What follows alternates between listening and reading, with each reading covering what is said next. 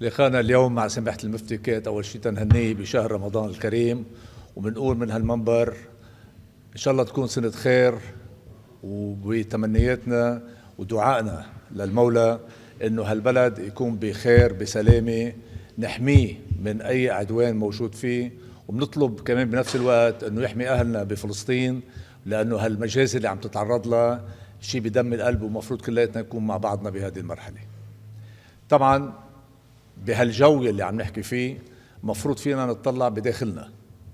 عملية الربط ما بين ما يحصل بغزة وما يحصل بعملية تلازم الساحات مثل ما عم نسمع فيها، نحن بالنسبة لنا كلبنانيين هذا الكلام نرفضه بالكامل. يجب تطبيق القرار 1701 من الطرفين، يجب المحافظة على بلدنا، لأنه بالنتيجة نحن كلياتنا قاعدين مع بعضنا بدنا نحمي هالبلد.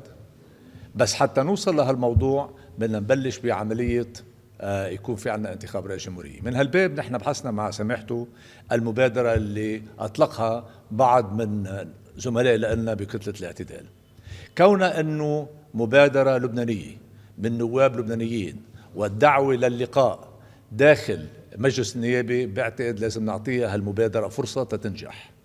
العالم وخاصة الشعب اللبناني زهقنا من عملية أنه نعمل تثبيت مواقف لمصلحة جهة على طرف ثاني. لبنان بده رئيس جمهورية، يجب تثبيت هذا الموضوع تنكون حاضرين لما بيصفي عملية التسوية بالمنطقة، نكون قاعدين على الطاولة حتى نقدر بالآخر نبني بلد ويكون كلنا عايشين فيه.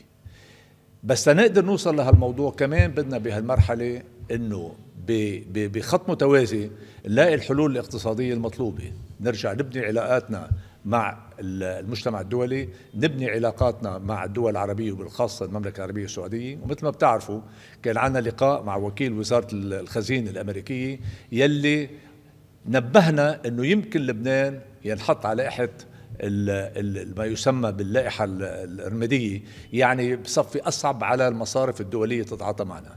السؤال شو عم تعمل هالدولة حتى بالآخر نشتغل نحن وياها تنعمل تسوية لنوصل لبلد يلي فيه كلنا نعيش فيه. من هون أنا بقول هذه فرصتنا كلياتنا بأشهر رمضان الفضيل نحط إيدينا بإيدين بعضنا. هالبلد وصلونا لحتى انتخبونا حتى نشتغل كلياتنا مع بعضنا. بنطلب من الكل، من كل من هم بالشأن العام، كل اللي يتعاطوا بالسياسي، مجلس النواب، بالوزارة، من الجهات كلياتها، خلينا نحط ايدينا بايدين بعضنا، نستعمل هذه المرحلة اللي نحن مرقين فيها تنبني بلد كلياتنا. ما بدنا بقى حروب أهلية، ما بدنا نحمي بلدنا من الحروب الإقليمية، لأنه أهلنا بيستاهلوا أكثر من هيك. ونقول كل عام وانتم بخير، وإن شاء الله يكون عندنا معلومات ووضع أحسن بأسرع وقت ممكن بالمستقبل.